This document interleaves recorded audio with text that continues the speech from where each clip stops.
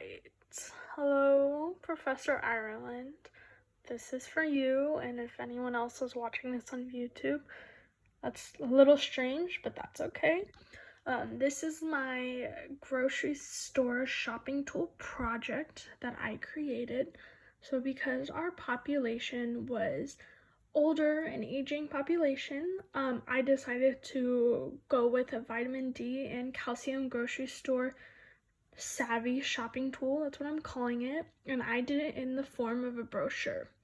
So as you can, it looks a little familiar, the format. The format is the same one that I used for the pregnancy, the pre-pregnancy vegetarian Asian population.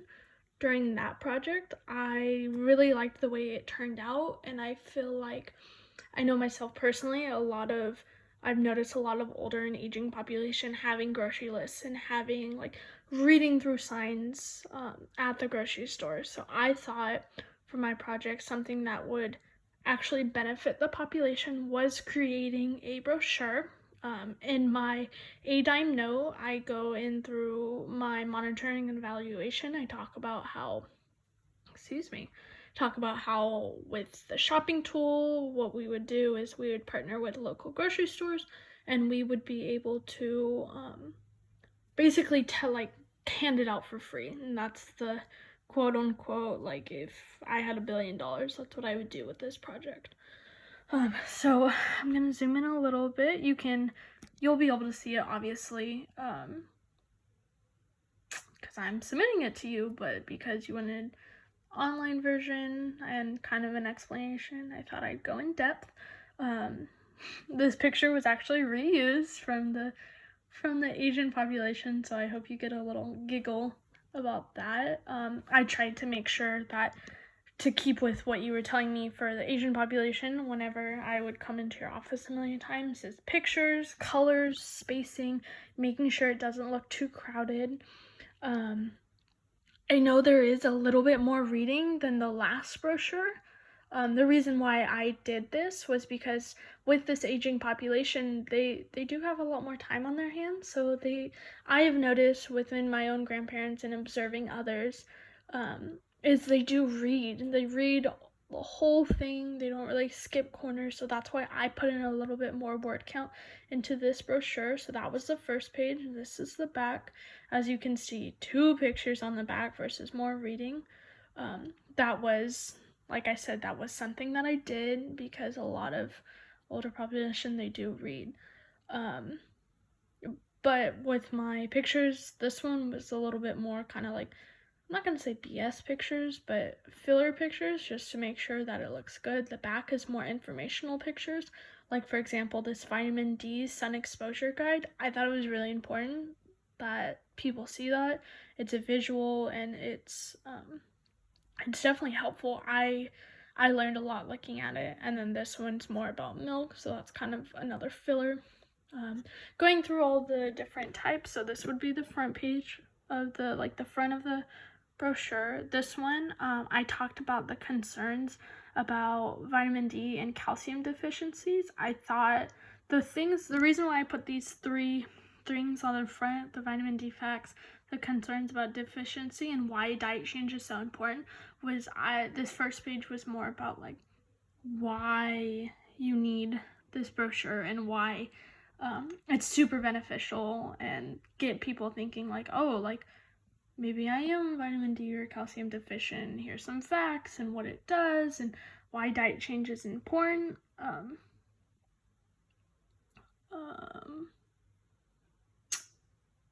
sorry.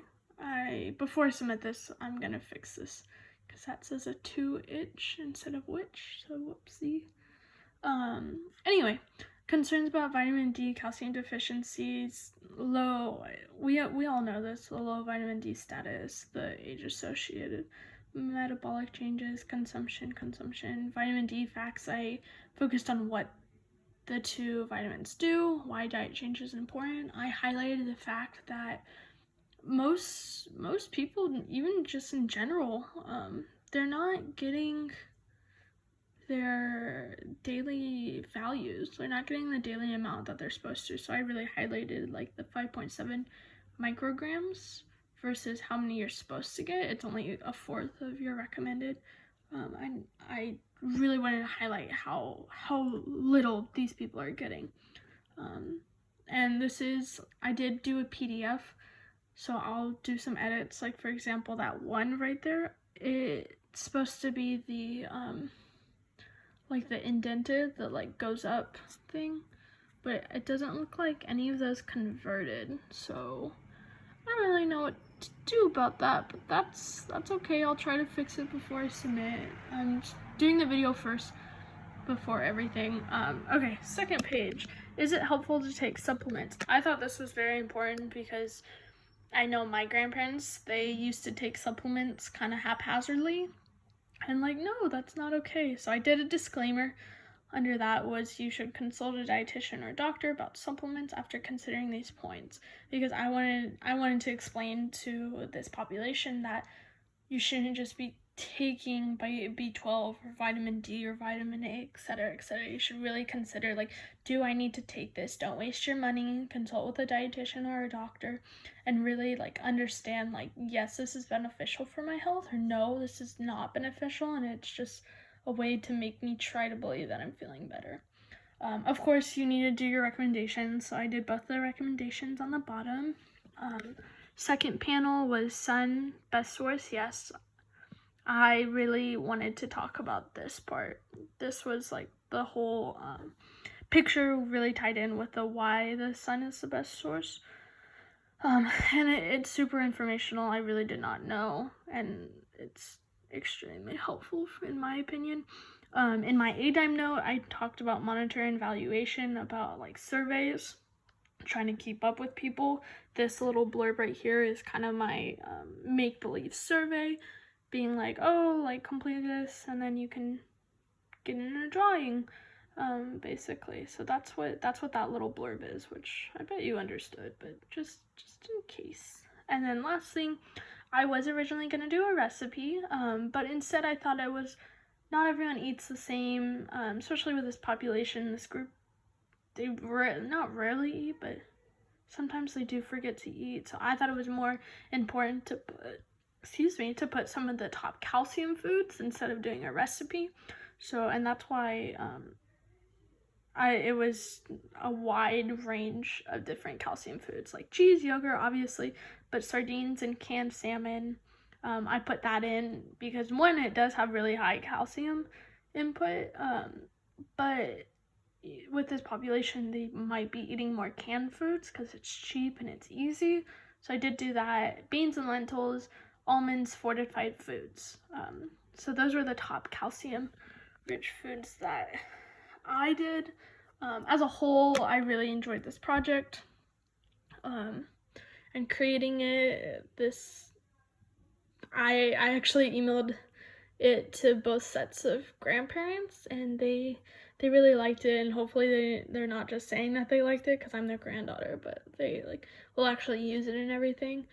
I think that's all you need. I'm not really sure. I've never done this before. So, if there's anything else, please feel free to email me, Professor Island. I hope you and your family are doing well.